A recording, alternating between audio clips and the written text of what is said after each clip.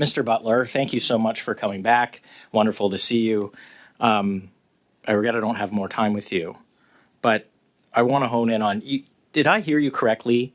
In 4 years, the number of homes that will be built in the GTA, or excuse me, the 416 is 1,500, not 15,000, 1,500. That's correct. So okay. we could easily graph by these big towers, condo towers. It's easy to graph when they're completed within about an 8-month cycle.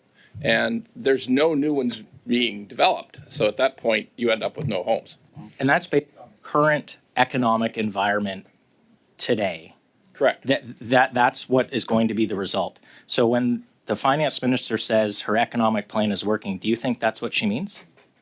I don't know what she means, but I can tell you factually that there's going to be significant unemployment in the construction industry in Ontario within the next 2 years, and there will also be this kind of catastrophic fall off in developing units for people to buy. Thank you, Mr. Chair. Mr. Chambers, MP Chambers. We're starting with MP Kelly for 5 minutes. Thank you, Mr. Chair. And Mr. Butler, good to see you here at committee. Can you talk a little bit about the affordability crisis? People know that housing is very expensive in Canada, but I'd like to hear some of your street level experience with young people trying to buy homes. I fear that we have actually already descended into a country where in many cities there are really two kinds of families: those who already own real estate and those that may never will, because it's families through co-signing and sharing equity in existing homes that make home ownership or what it takes to make home ownership possible. Can you comment on at the individual consumer level about the challenges and barriers to home ownership? When I started in the mortgage business nearly 30 years ago, there was a constant flow of people coming to mortgage brokers who are the assistant manager at a Loblaws or a practical nurse.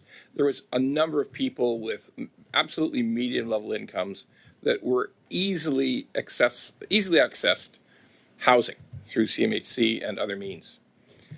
These people don't exist anymore. Without family help, without co-signers, without significant gifts of down payment, in major centers across Canada, there are no opportunities for people of a moderate income, of the $55,000 to $65,000 income. There is really no opportunity for these people to enter the housing market, except in the very most tiny, microscopic levels of living in a sub 500 square foot condominium. And that's a tragedy. That's all you can describe it.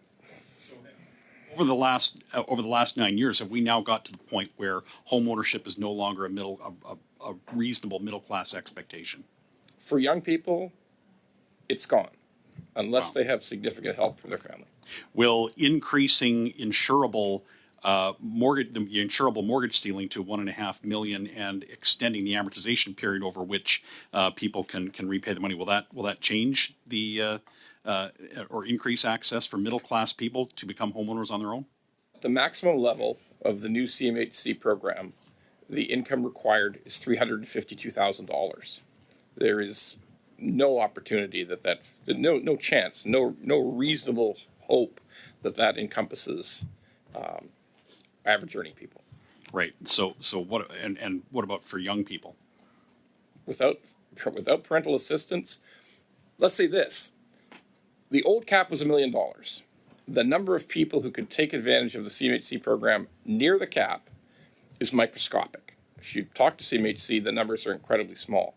Again, without parental assistance, the barriers to homeownership in this country for young people with moderate incomes are vast, unless they live in very small rural communities in the prairies and in Atlantic Canada. And we've heard from Dr. Mintz that per capita incomes are dropping. So people's incomes are actually not rising to this new price structure. They're going the opposite way. Yeah. What is it going to take for young people to have some hope of attaining home ownership like their parents did? I operate a small business with many of my employees under the age of 35. And amongst them, none of them are homeowners. And we're in the business of getting people homes. We're in the mortgage business. And their ability financially to accomplish this is simply not there. There has to be major changes, structural changes. Some of it's a Fed-Prov problem, that we have incredible costs layered into municipalities and at the provincial level. To get in a new home, for a developer to build a new home, is 30%. So unless we start to approach some of these critical issues, it's unlikely they're going to improve. Okay. And is the problem in the short term going to get worse than on the other end? We see that per capita incomes are falling, the population is increasing, but the supply of homes is not increasing. Or maybe let me ask you that. What do you have from your experience? Can you tell us about the supply of homes? The supply of homes in Ontario and British Columbia is, in 2025, will go into a kind of a free fall.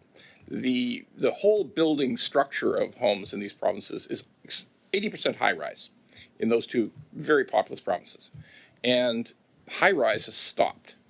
In the last 10 months of this year, of 78 sales offices that opened to sell condominium units in the city of Toronto, 75 just shut because there was no sales, no ability to sell enough, pre-sell enough units to get to the point that they could commence construction.